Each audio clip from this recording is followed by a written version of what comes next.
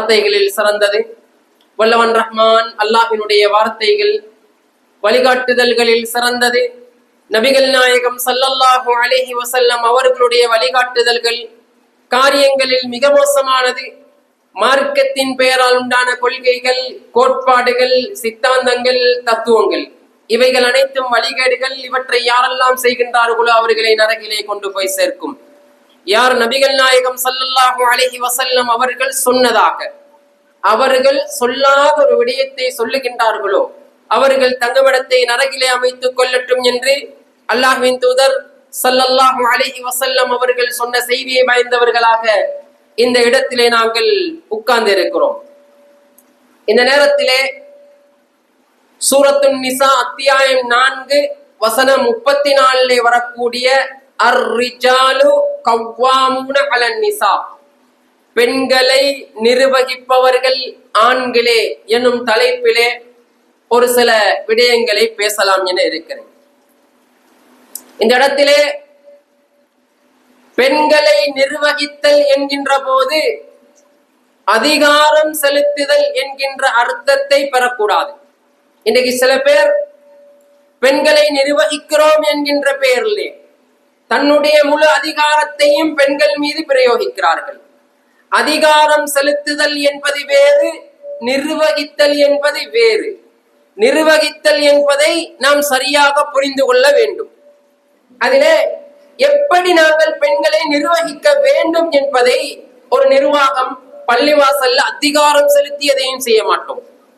என்னென்ன விஷயங்களை செய்யுங்க, இதுதான் உங்களுக்குரிய நடைமுறை, இது காட்டப்படல, இது வழிகாட்டப்பட்டிருக்குது என்கின்ற கடமைகளை, என்கின்ற செயற்பாடுகளை ஒவ்வொரு பெண்களுக்கும், தங்களுடைய மனைவிமாருக்கு, தங்களுடைய பெண் பிள்ளைகளுக்கு, தன்னுடைய சகோதரிகளுக்கு, தன்னுடைய தாயாருக்கு சொல்லிக் கொடுப்பது ஒவ்வொரு பெண்ணின் மீதும் கடமை, ஒவ்வொரு ஆண்கள் மீதும் கடமை. ஆனால் கணவன்மார்களை பொறுத்த வரைக்கும் அவர்கள் தங்களுடைய கட்டுப்பாட்டின் கீழ், தங்களுடைய நிர்வாகத்தின் கீழ் தன்னுடைய மனைவிமார்களை வைத்துக் கொள்ள வேண்டும். அல்லாஹ்வுடைய தூதர் சொன்னார்கள், ஒரு பெண் எப்படி ஒரு பட்டவளாக இருக்க வேண்டும் என்றால், இதா நபர்த இலைஹா சர்ரத்க, நீ உன்னுடைய மனைவியை போய் பார்த்தால் உன்னுடைய உள்ளத்திலே ஒரு சந்தோஷம் ஏற்பட்டு விட வேண்டும். இப்படித்தான் பெண்கள் இருக்க வேண்டும். அவளுடைய தோற்றம் அழகான தோற்றம், ஆடைகள் சுத்தமாக இருக்கிறது, அவளுடைய உடம்பு சுத்தமாக இருக்கிறது. இப்படியான தோற்றத்தின் மூலமாக பார்த்தா மனசுல சந்தோஷம் வரணும்.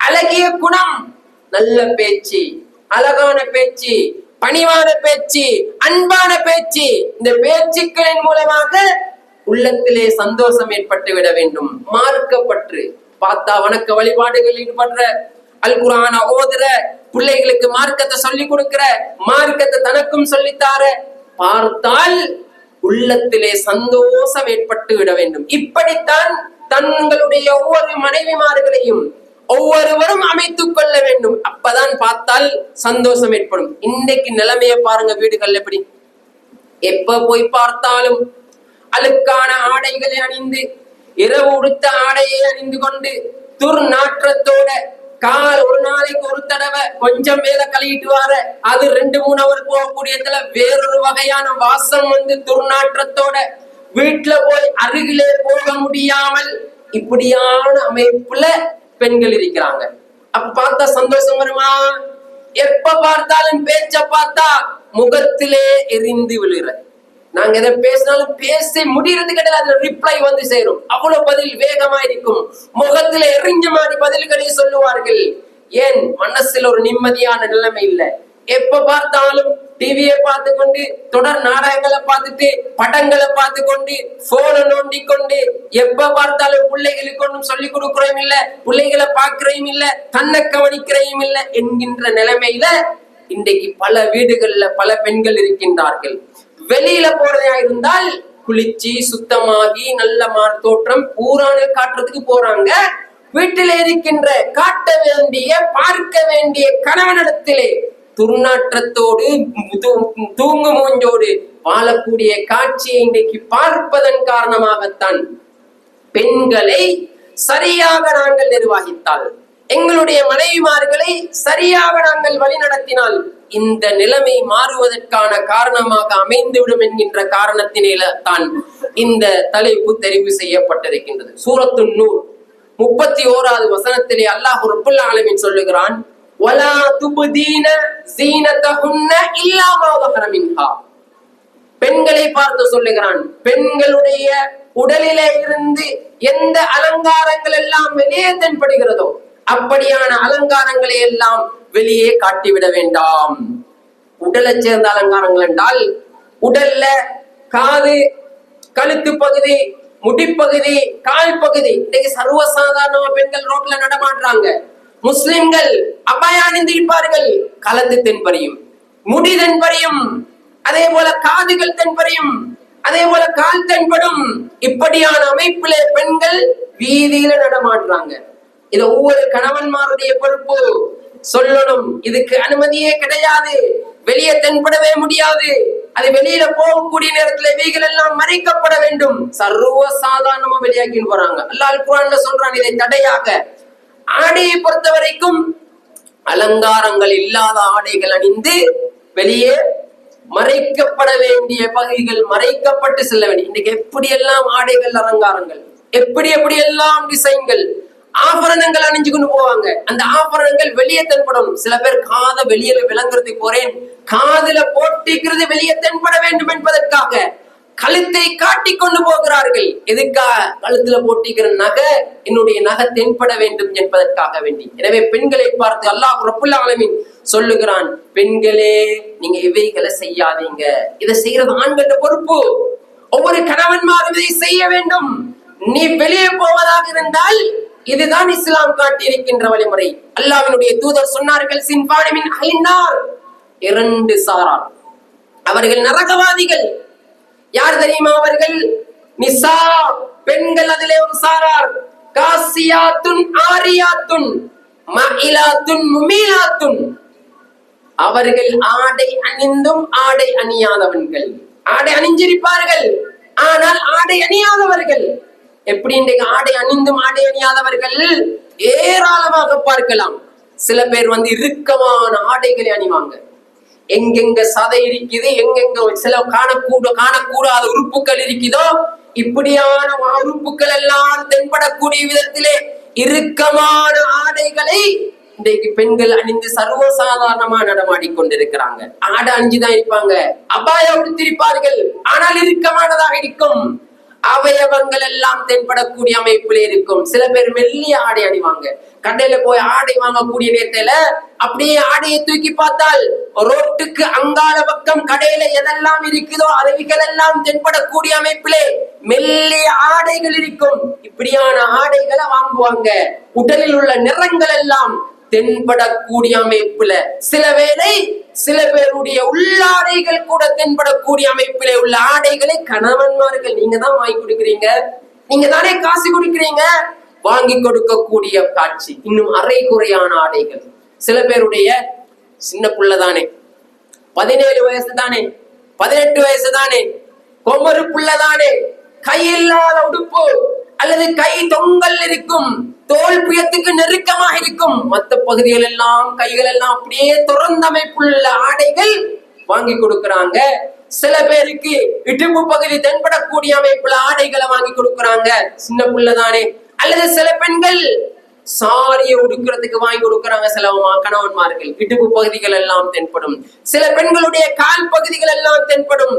இப்படியான அரை குறையான ஆடைகளை இன்றைக்கு சர்வசாதாரணமாக எத்தனையோ ஆண்கள் வாங்கி கொடுக்கின்றார்கள். இதுல வேற சர்வதேச பாடசாலைகளுக்கு அனுப்பக்கூடிய நேரத்துல சாதாரண பாடசாலைகளுக்கு பர்தாவை போட்டு போவாங்க, தென்படாது. சர்வதேச பாடசாலைக்கு சோல் தலைக்கு மட்டும்தான் கட்டுவாங்க. சில பாடசாலைகள்ல எல்லா உறுப்புகளும் தென்படும், கைகள் எல்லாம் தென்படும், கால்கள் எல்லாம் தென்படக்கூடிய அமைப்பிலே சர்வசாதாரணமாக அனுப்புவாங்க. சில பேர் காலுக்கு முழங்காலுக்கு கீழுள்ள பகுதிக்கு எதுவுமே போடாம சர்வதேச பாடைகள்ல இன்றைக்கு ஆடைகளை அணிந்து பெற்றோர் அடை எந்த பிள்ளையே எத்தனையோ பேர் பார்க்கிறாங்களே. கணவன்மார் பார்க்க வேண்டும், எந்த மனைவியே, என்னுடைய மனைவி எத்தனையோ பேர் ரசிக்கிறார்களே, இதற்கு நான் அனுமதி கொடுக்கலாமா? நான் தானே பாதுகாக்க வேண்டும் என்று இந்த ஆடையுடைய விஷயத்திலே ஒவ்வொரு கணவன்மாரும் ஒவ்வொரு பெற்றோர்களும் பொறுப்புதாரிகளாக இருந்து கொள்ள வேண்டும். இது முதலாவது விஷயம். இரண்டாவதாக அல்லாஹ் ரப்புல் ஆலமீன் சூரத்துல் அஹ்ஸாபினுடைய 33வது வசனத்திலே சொல்லி காட்டுகிறான், வகர்ன ஃபீ புயூதிகுன்ன வலா தபர்ருஜ்ன தபர்ருஜல் ஜாஹிலியத்தில் ஊலா. உங்களுடைய வீடுகளிலே நீங்கள் தங்கிக் கொள்ளுங்கள். பெண்களை பார்த்து சொல்றான், வீட்டில் இருங்க. ஜாகிலியா காலத்திலே வாழ்ந்த பெண்கள் எப்படியெல்லாம் வீதி வீதியாக அலைந்து சென்றார்களோ அப்படி நீங்கள் வீதி வீதியாக சுற்றி திரிய வேண்டாம் என்று அல்லாஹ் ரப்புல் ஆலமீன் சொல்லுகிறான்.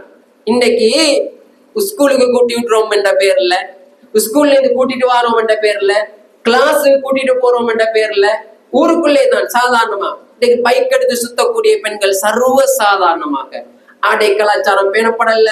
இறுக்கமான ஆடைகளை உணர்ந்து கணக்கும் இல்லாம அங்க ரோட்ல போற வார எல்லாரும் ஹாய் பேசிட்டு காய்ச்சிட்டு இன்னைக்கு சர்வ சாதாரணமாக இன்னைக்கு நடமாடி கொண்டிருக்கக்கூடிய காட்சியை பார்க்கிறோம். எத்தனையோ பெண்கள் இப்படி ஊரூராக போறாங்க. நபிகளாருடைய காலத்துல சொன்னாங்க, தொழுகைக்காக வரக்கூடிய பெண்களை பார்த்து பாதையில ஓரமாக போங்கன்னு சொன்னாங்க. பெண்களே நீங்க பாதையில ஓரமாக போங்கண்டு. இன்றைக்கு எப்படி இருக்குதுனால பெண்கள் தான் ஓடு வருவாங்க ரோட்ல, ஆண்கள் ஓரமாகி போக வேண்டிய நிலைமையில சில பெண்களுடைய நடைகள் அப்படியாக வேகமாக நடந்து கொண்டிருக்கக்கூடிய காட்சியை பார்க்கிறோம். எனவே வீடுகள் பெண்களுக்கு இருக்க வேண்டிய இடமாக இருக்குது. கூடுதலாக நீங்க சுத்தி திரிய வேண்டாம், நினைத்த பிரகாரம் போக வேண்டாம். இன்னைக்கு சில பேர் கணக்கில்லாம சுத்தி தெரியுதாங்க. கணவன் வேலைக்கு போய்த்தாச்சா, சும்மா பெட்டாவது போயிட்டு வருவோமே, சும்மா ஒரு கடைக்கு போயிட்டு வருவோமே, சும்மா ஒரு ஷாப்பிங் போயிட்டு வருவோமே என்கின்ற பெயர்ல எத்தனையோ பெண்கள் கணக்கில்லாமல் சுற்றி திரியக்கூடிய காட்சியை பார்க்கிறோம். மூன்றாவதாக வலா துசாபிரன்னல் மர்அ இல்லா தி மஹ்ரமின் அலைஹா. ஒரு பெண் மஹ்ரமியத்தான ஒரு ஆண் இல்லாமல் பிரயாணம் செய்ய வேண்டாம். ஒவ்வொரு கணவன்மாரும் இதுல பொறுப்புதாரிகள். ஒரு மஹ்ரமியத்தானான் என்றால் திருமணம் முடிப்பதற்கு தடை செய்யப்பட்ட நெருங்கிய உறவினர் ஒருவர் இல்லாமல் ஒரு பெண் பிரயாணம் செய்யக்கூடாது. பிரயாணம் செய்வதற்கு அனுமதி இல்லை. இந்த செய்தி புகாரில 2844, முஸ்லிம்ல 1341வது செய்தியாக பதிவு செய்யப்பட்டிருக்கின்றது. இன்றைக்கு சர்வ சாதாரணமாக பெண்கள் உறவினர்களை சந்திக்கிறோம் என்கின்ற பேர்ல மாப்பிள்ள மாட்ட கேட்பாங்க, எங்கட தாத்தாடு வீட்டுக்கு போகணும், எங்கட சாட்சி வீட்டுக்கு போகணும், பெரியம்மா வீட்டுக்கு. எனக்கு டைம் இல்லை, நீங்க புகையிலுமா போங்க. பஸ்ல ஏத்தி அனுப்பி விடுறாள். கண்டியில் இருக்கிற, மாவனல்ல இருக்கிற, குருநேகல இருக்கிற தன்னுடைய உறவினர்களுடைய வீட்டுக்கு நீங்க போயிட்டு வாங்க. இவரு அனுப்பி விடுறாரு. மார்க்கத்துல அனுமதி கிடையாது. நினைச்ச பிரகாரம் அனுப்பி விடுற. இன்னைக்கு பல்கலைக்கழகங்களிலே படிக்க போகிறோம், கல்லூரிகளிலே படிக்கிறோம் என்கின்ற பேர்ல, டியூஷன் போகிறோம் என்கின்ற பேர்ல எத்தனையோ மாணவிகளை சர்வ சாதாரணமா அனுப்பிவிடுறாங்க. இன்னைக்கு எவ்வளவு பிரயாணத்தால் வரக்கூடிய பிரச்சனைகள் எவ்வளவு இருக்கிறது தெரியுமா? ஏராளமானவர்கள் நினைச்சு கொண்டிருக்கிறாங்க. இங்க நிறைய பேர் என்னுடைய மகள் பல்கலைக்கழகத்திலே படித்துக் கொண்டிருக்கிறாள், பாதுகாப்பாக இருக்கிறாள் என்று. ஆனால் எத்தனையோ பேருடைய பிள்ளைகள் இன்றைக்கு வீட்டுல சொல்ல முடியாமல், பெற்றோரிடத்திலே கதற முடியாமல் அப்படியே போட்டு அடக்கி கொண்டு வாழ்ந்து கொண்டிருக்கிறார்கள் என்றதை பார்க்கிறோம்.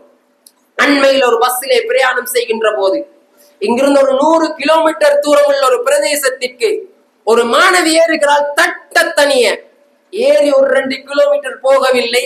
போனிலே பேசிய போது இன்னொருவர் வந்து அதற்கு அருகாமையிலே உட்கார்ந்தார். வீட்டிலே கணவனும் மனைவியும் அறையிலே எப்படி இருக்கிறார்களோ அதே போன்ற அந்த இடத்திலே பஸ்ஸிலே அவ்வளவு ஒரு முஸ்லிம் மாணவி இருந்து கொண்டிருக்கிறாள். அவர் போக வேண்டிய வீடு நெருங்குகின்றது. அந்த ஊர் நெருங்குவதற்கு 1 கிலோமீட்டர் இருக்கும். அந்த இடத்திலே வைத்து எல்லா கூத்தையும் காட்டிய அந்த ஆண் அப்படியே வந்து வேற சீட்ல உட்கார்றாரு. பஸ் ஹோட்ல வாப்பா பார்த்துட்டீக்காரு. தலைய குனிஞ்சிட்டு இறங்கின அந்த மாணவி அப்படியே போய் பைக்ல ஏறா, திரும்பி பார்க்கல. வாப்பா நினைக்கிறப்பா எந்த புள்ள எவ்வளவு அப்பாவி, எந்த புள்ள எவ்வளவு நல்ல புள்ள, எந்த புள்ள படிச்சுட்டு வாராள், எந்த புள்ள எதிர்காலத்திற்காக வேண்டி சேகரித்து வருகிறாள் என்று தகப்பனார் நினைத்து கொண்டிருக்கிறார். ஆனா இங்க போட்ட கூத்தெல்லாம் வாப்பாக்கு தெரியுமா?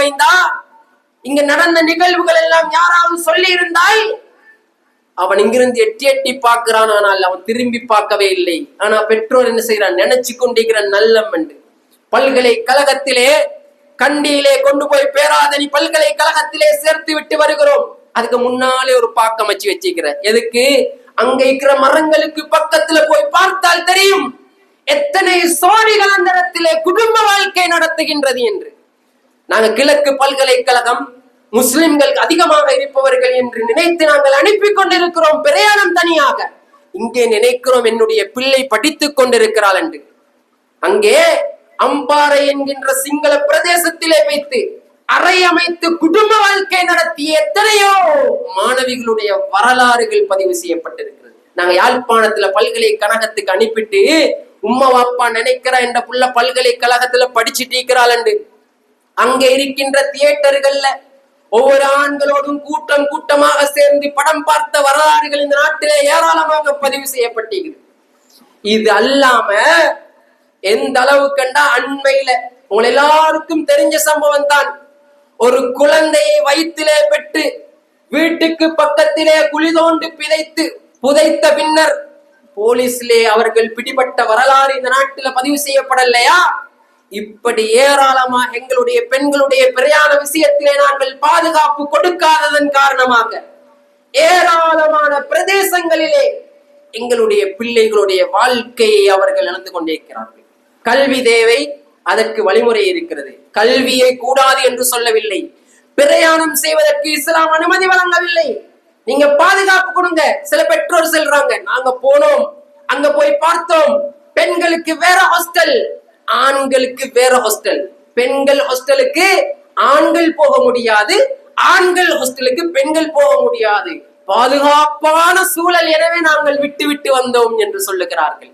பெண்கள் ஹாஸ்டலுக்கு உண்மையிலே ஆண்கள் போக இயலாது.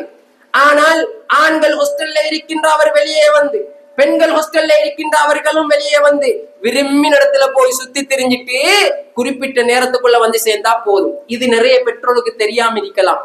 இப்படி சுத்தி திரியக்கூடிய காட்சிய மிச்சம் நீங்க தூரம் போக தேவையில்லை.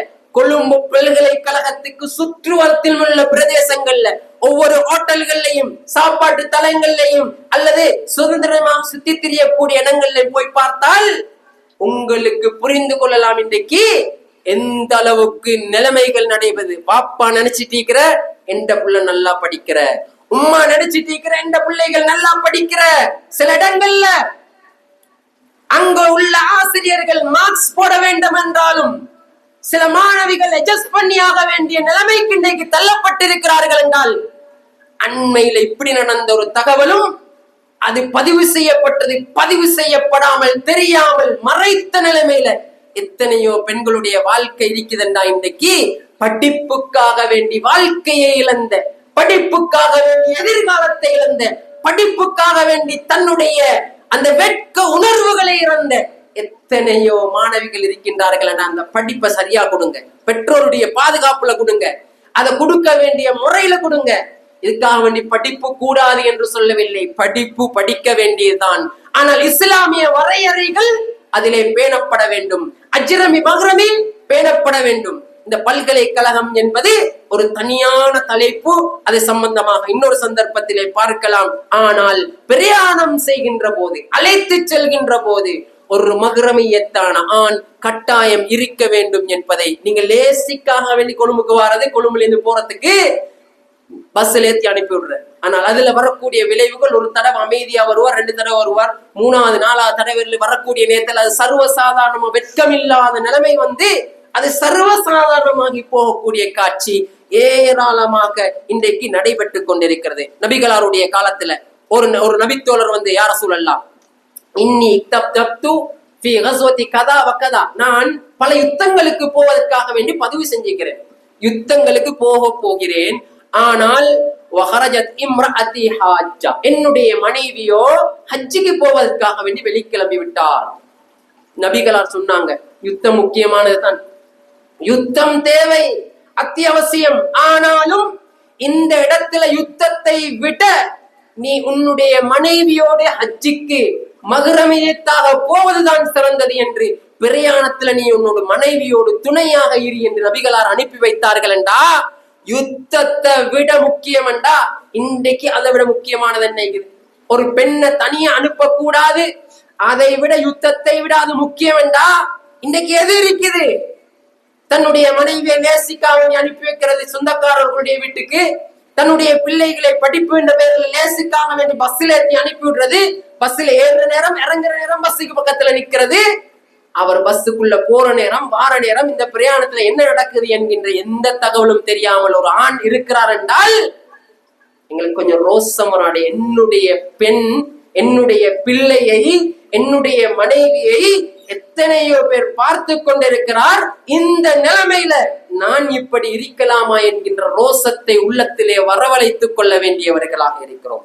நான்காவது விஷயம், அல்லாஹ்வினுடைய தூதர் சொன்னார், அல்லாஹ் ரப்புல் ஆலமீன் சொல்லுகிறான் சூரத்துல் அஹ்ஸாபினுடைய 32வது வசனத்திலே, ஃபலா தஹ்தன பில் கௌல் ஃபயத்மஅ அல்லதி ஃபீ கல்பிஹி மரத். வளைந்து குலைந்து பேசாதீர்கள். இந்த வளைந்து குலைந்து பேசுறதுக்கு காரணம் நிறைய கணவன்மார் தான் காரணமாகிறது. உனக்கு தேவையான வீட்டுக்கு தேவையான சாமான்களை பொருட்களை எல்லாம் நீங்க ராவேலையோ அல்லது காலையிலயோ வாங்கி கொடுத்துட்டு போகணும். அது கிழமைக்கு ஒருக்கா வாரவரா ஒரு கிழமைக்கு தேவையானதை வாங்கி கொடுக்கணும். இது என்ன செய்யறால் சாமான்களை வாங்கி கொடுக்கல, மனைவிட கையில காசு கொடுக்குற, நீ வேண்டியதை வாங்கிக்கோ, சாப்பாட்டு சாமான செஞ்சுக்கோ. இன்னைக்கு இந்த மனைவி என்ன செய்யறாள், அந்த காலை பொழுதையே கழிக்கிறது சாப்பாட்டு சாமான் தேடி தீர்றதுல. டவுனுக்கு போனவங்க இறைச்சி எடுக்கிறதுக்கு ஒரு கடைக்கு போகணும், தேங்காய் எடுக்கிறதுக்கு ஒரு கடைக்கு போகணும், மரக்கறி சாமானுக்கு ஒரு கடைக்கு போகணும், சில்லறை கடையில ஒரு கடைக்கு போகணும். 4-5 கடைக்கு ஏறி எனக்குள்ள 4-5 கடையில் உள்ளவன் 4-5 வார்த்தையை பேசுவான். எத்தனையோ கடைகளை டபுள் மீனிங்ல பேசுவான். அந்த வார்த்தைகளை சொல்ல முடியாது. இறைச்சி கடையில போய் கேட்டா அதை போடவா இதை போடவா என்று டபுள் மீனிங்ல பேசுறான். எந்த கடைக்கு போனாலும் மோசமான வார்த்தைகளை பேசி இவங்கெல்லாம் ஒரு வகையான மீட்டரை பிடிக்கிறதுக்கு இது எப்படிப்பட்ட பெண் என்று பார்ப்பதற்காக வேண்டி பிடிக்கிறான். எந்த மனைவிய 4 பேர் இப்படி பேசுற நிலைமைக்கு, நான் ரோட்ல போற நிலைமைக்கு விடாமல் அப்படி நான் சாமான வாங்கி கொடுத்து போகலாமே, அவர் சாமான் தேவை அவசரமா எடுத்துக்கொள்ளணும்ன்றதுக்காக வேண்டி கடைக்காரனோட வளைஞ்சி கொலைஞ்சி அப்படித்தான் இப்படித்தான் பேசுற சில பேர். சொல்லி சொல்லி வீட்டுல நடந்த நகழ்வுகள் இருந்து, கணவன் செஞ்ச பிரச்சனைகள் இருந்தெல்லாம் கடைக்காரன் வாங்குற. சில கடைகளுக்கு பேரே பொம்பளை கடை. ஏன் ஊர்ல உள்ள பொம்பளைகள் எல்லாம் அந்த கடைக்கு தான் போற. பேத்து சில கடைக்காரர்கள் இடத்துல அந்த பெண் வந்துட்டு போனாதான் அந்த கடைக்காரனுக்கே நிம்மதி. இன்னைக்கு வந்துட்டு போனாதான் மனசுக்கு ஒரு ஆறுதல் என்கின்ற அமைப்புல சில கடைகள், சில மீன்காரர்கள், சில மரக்கறி வியாபாரிகள், சில பழம் வியாபாரம் பண்றவர்கள் இன்றைக்கு எல்லாரும் வீடு வழியா போறாங்க. மீன்காரன் எப்ப வாரான்னு வீட்டுல பாத்துட்டீங்க.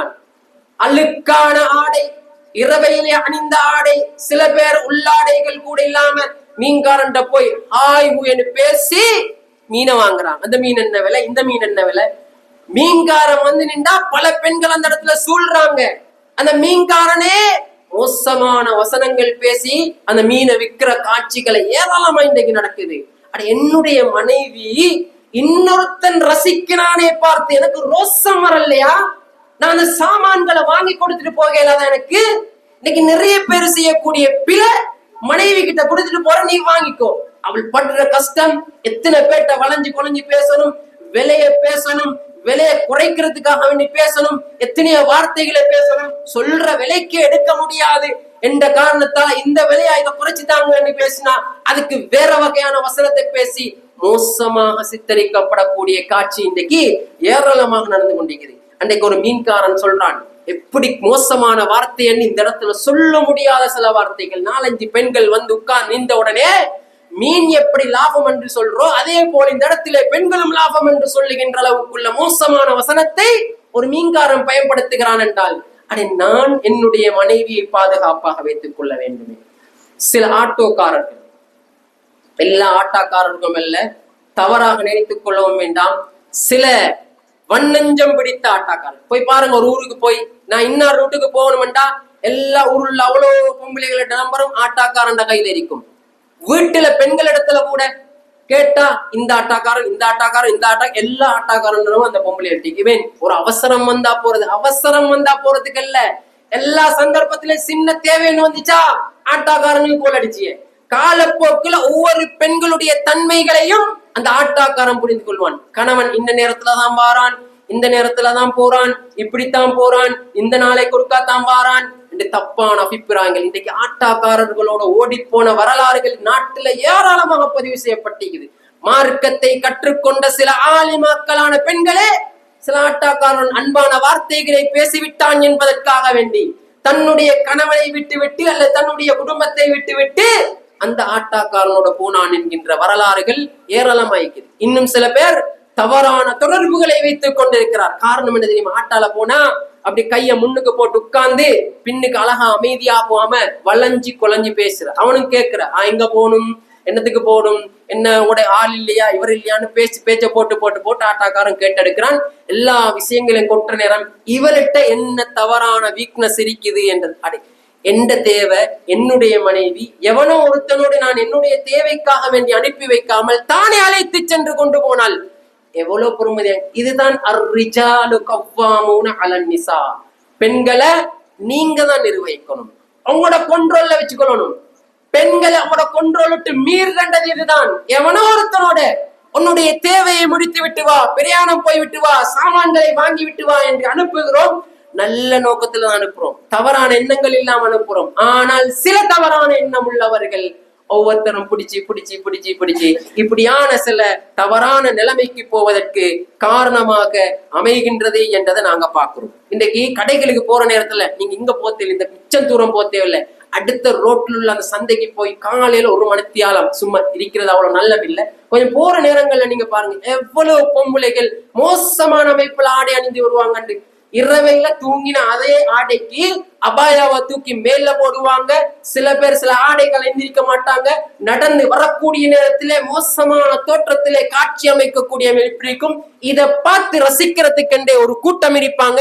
என்னுடைய மனைவியை நான் இப்படி அனுப்பலாமா, என்னுடைய பிள்ளைகளை நான் இப்படி அனுப்பலாமா? ஒவ்வொருத்தரும் உள்ளத்துல கை வைத்து கேட்க வேண்டிய தருணத்திலே இருக்கிறோம். அல்லாஹ்வினுடைய தூதர் சொன்னார்கள். மேலும் புகாரில 2844வது செய்தியாக பதிவு செய்யப்பட்டிருக்கிறது. லா யதுகுலன் அலைஹா ரஜுலுன் இல்லா தி மஹ்ரமின் அலைஹா. ஒரு இடத்துல பெண்கள் தனிமையில இருக்கின்றார்கள் என்றால் மஹ்ரமியத்தான ஆண்கள் இல்லாத நேரத்துல அந்த இடத்திலே நுழைய வேண்டாம் என்று சொன்னார்கள். கணவன்மார்கள், பெற்றோர்கள், பிள்ளைகள், நெருங்கியவர்கள் இல்லாம தனியே ஒரு பெண் இருக்கா, அந்த இடத்துக்கு போகக்கூடாது.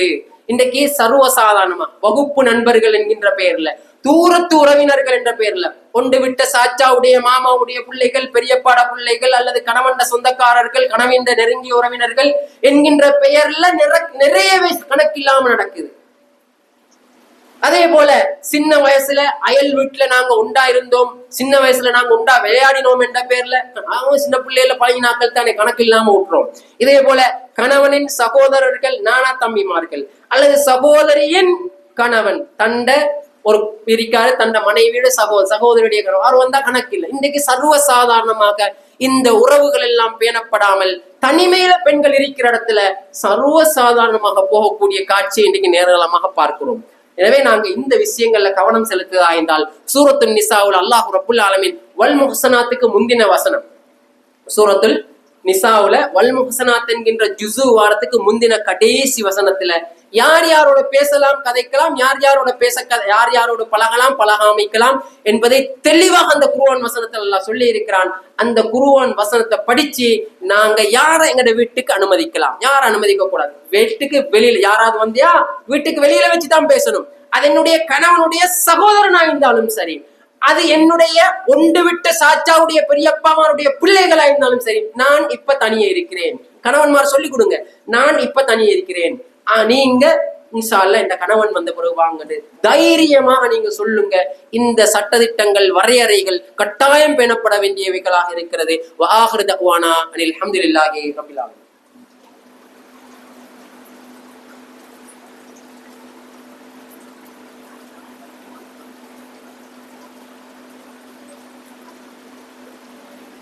அல்ஹம்துலில்லாஹ் வஸ்ஸலாத்து வஸ்ஸலாமு அலா ரசூலில்லாஹ் முஹம்மது இப்னு அப்துல்லாஹ்.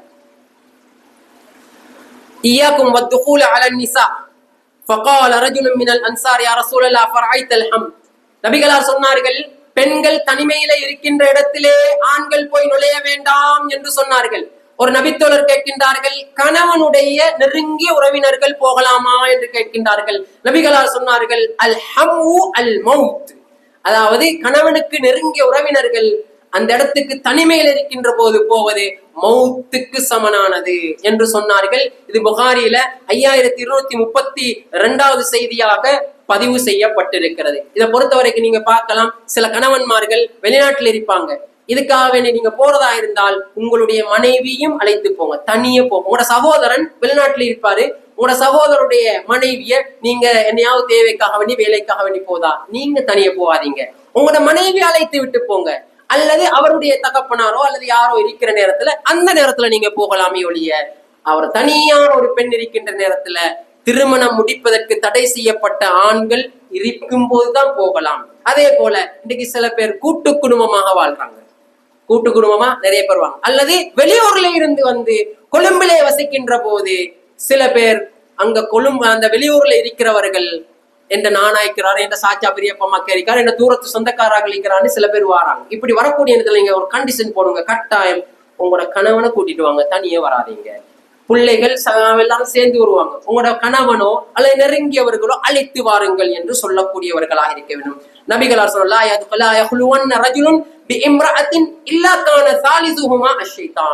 ஒரு ஆணும் பெண்ணும் தனிமையிலே இருக்கின்ற போது மூன்றாவது ஆளாக ஷைத்தான் அந்த இடத்துக்கு வரக்கூடியவனாக இருக்கிறான் என்கின்ற செய்தியை சொல்லக்கூடியவர்களாக இருந்தார்கள். அகமதுல 2165வது செய்தியாக பதிவு செய்யப்பட்டிருக்கின்றது.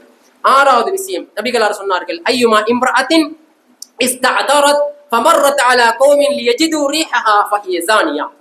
யார் ஒரு பெண் மனம் பூசிக்கொண்டு தன்னை ஆண்கள் கவர வேண்டும் என்பதற்காக வேண்டி மனம் பூசிக்கொண்டு வெளியிலே செல்லுகிறாரோ அவர் விபச்சாரி என்று சொன்னார்கள். திருமீதியில 2786வது செய்தி, அபூதாவுதுல 4173வது செய்தியாக பதிவு செய்யப்பட்டிருக்கு. இன்றைக்கு பல பெண்கள் மனம் பூசிக்கொண்டு சர்வசாதாரணமா போவாங்க. எங்க போவாங்க என்றால், எங்க சரி ஷாப்பிங் போறதாக இருந்தால் அல்லது திருமண வீடுகளுக்கு போவதாக இருந்தால் சர்வசாதாரணமா சென்ட் அடிச்சுட்டு போகக்கூடிய காட்சியை நாங்கள் பார்க்கிறோம். இன்றைக்கு திருமண நிகழ்வுகள் வந்தால் எவ்வளவு பேர் சர்வசாதாரணமா சோடிச்சு கொள்வார்கள். லிப்டிக் பூசுவாங்க, மேக்கப் பண்ணுவாங்க, ஆடை அலங்காரங்களை பண்ணுவாங்க, நகைகளை போடுவாங்க, வீதியில சர்வசாதாரணமா. நீங்க ஒரு வெட்டிங் ஹாலுக்கு முன்னால ஒரு வெட்டிங் நேரத்துல கொஞ்ச நேரம் போய்த்து ஒரு 10 நிமிஷம் இருந்து பாருங்க, எவ்வளவு பேர் அல்லாஹ்வினுடைய தூதர் விபச்சாரி என்று சொன்னார்களே அந்த அடிப்படையில் உள்ள எவ்வளவு பெண்கள் அந்த வெட்டிங் ஹாலுக்கு வருவாங்க. சர்வசாதாரணமா இந்த கணக்கெடுக்கப்படாமல் இருக்குது. என்னுடைய மனைவியாக இருந்தால், எங்களுடைய மனைவியாக இருந்தால் இந்த நிலைமைக்கு நாங்கள் ஆளாக்க கூடாது என்பதை நாங்கள் கவனத்திலே கொள்ள வேண்டியவர்களாக இருக்கிறோம். ஏன் மனம் பூசிக்கொண்டு போறது, மேக்கப் பண்ணி கொண்டு போறது, நகைகளை வெளியே காட்டிட்டு போறது, அவயவங்கள் தென்படக்கூடிய அமைப்புல போவது, இவைகளுக்கெல்லாம் இஸ்லாம் எங்களுக்கு அனுமதி வழங்கவில்லை என்பதை நாங்கள் புரிந்து கொள்ள வேண்டும். இன்றைக்கு ஒரு காலத்துல திருமணங்கள் வைபவங்கள் நடக்கிறதா இருந்தா மணப்பெண்ணை மட்டும்தான் கொஞ்சம் சோடிச்சு மேக்கப் பண்ணி கொண்டு போய் வைப்பாங்க. இன்றைக்கு அப்படி இல்லை, ஊர்ல உள்ள முழு பெண்களும் சோடிப்பாங்க. ஏன்னா அதை சோடிக்கிறதுக்குரிய நிலையங்கள் சின்ன சின்ன காசில கொடுத்தா 1000-2000 ரூபாய் கொடுத்தா சோடிச்சுடுவாங்க. ஏண்டிய மட்டு மாவையும் அதையும் இதையும் பூசி சோடிச்சு கல்யாணத்துக்கு போவாங்க. இந்த நிலைமையில ஏராளமான நிலைமைகள் காணக்கூடியதாக இருக்கிறதுனால இவைகள் தங்களுடைய பெண்களிலே தவிர்க்கப்பட வேண்டும் என்பதை நாங்கள் புரிந்து கொள்ள வேண்டும். 1000 ரக்காத்துக்கள் தொழக்கூடிய நன்மை கிடைக்கக்கூடிய பள்ளிவாசலுக்கு தொழுகைக்கு வருவதை விட பெண்கள் வீட்டிலே தொழுவது சிறந்தது என்று ஏன் சொன்னார்கள் தெரியுமா? இப்படியான நிலைமைகள் காரணமாகத்தான் அல்லாஹ்வினுடைய தூதர் சொல்லக்கூடியவர்களாக இருந்தார்கள். தொழுகைக்கு வரக்கூடிய அந்த பெண்களை பார்த்துத்தான் சொன்னார்கள், பெண்களே ஓரமாக நடந்து கொள்ளுங்கள், பெண்களே நீங்கள் மனம் பூசிக்கொண்டு வர வேண்டாம், பெண்களே நீங்கள் மனம் பூசிக்கொண்டு வந்தால் விபச்சாரிக்கு சமனானது என்று அல்லாஹ்வினுடைய தூதர் சொல்லக்கூடியவர்களாக இருந்தார்கள் என்றால் இந்த செய்திகளை எல்லாம் நாங்கள் கவனத்திலே கொள்ள வேண்டியவர்களாக இருக்கிறோம். அதே போல இந்த தகவல்களை மையமாக வைத்து இந்த அடிப்படையிலே குடும்பமாக நாங்கள் இஸ்லாமிய வழிகாட்டலை பெற்றுக் கொள்வதற்காக வேண்டி ஒவ்வொரு ஆண்களும் பொறுப்புதாரிகள் என்கின்ற வகையிலே இன்ஷா அல்லாஹ் எதிர்வரக்கூடிய ஞாயிற்றுக்கிழமை அசர் தொழுகையிலிருந்து குடும்ப தர்பியா நிகழ்ச்சி ஒன்றை இந்த பள்ளிவாசல்ல ஏற்பாடு செய்திருக்கின்றார்கள். எனவே நீங்க இந்த தர்பியா நிகழ்ச்சியில குடும்பமாக நீங்களும் உங்களுடைய மனைவிமார்கள் உங்களுடைய பிள்ளைகள் எல்லாருமாக சேர்ந்து அந்த குடும்ப தர்பியா நிகழ்ச்சியிலே கலந்து கொள்ளுமாறு இந்த பள்ளிவாசல் நிர்வாகம் உங்களை வேண்டிக் கொள்கிறார்கள். அத்தோடு ஒரு பெண்ணுடைய ஒரு பிள்ளையினுடைய உயிரை காப்பதற்காக வேண்டி இந்த இடத்துல சல்லி சேர்த்து வந்திருக்கிறாங்க. அவர்களுக்கு உங்களால முடியுமான உதவிகளை சொல்லுங்க. ஒரு மனிதனுடைய உயிரை காப்பதற்காக வேண்டி செய்ய வேண்டிய உதவி என்கின்ற அடிப்படையிலே வெளியில் இருக்கிறாங்க. கடைசி கட்டத்துல நீங்க அவர்களுக்கும் உதவி செய்து ஒரு உயிரை காப்பதற்கான ஏற்பாடுகளை செய்யுமாறு வேண்டிக் கொள்கிறேன். அல்ஹம்துலில்லாஹி ரப்பில் ஆலமீன்.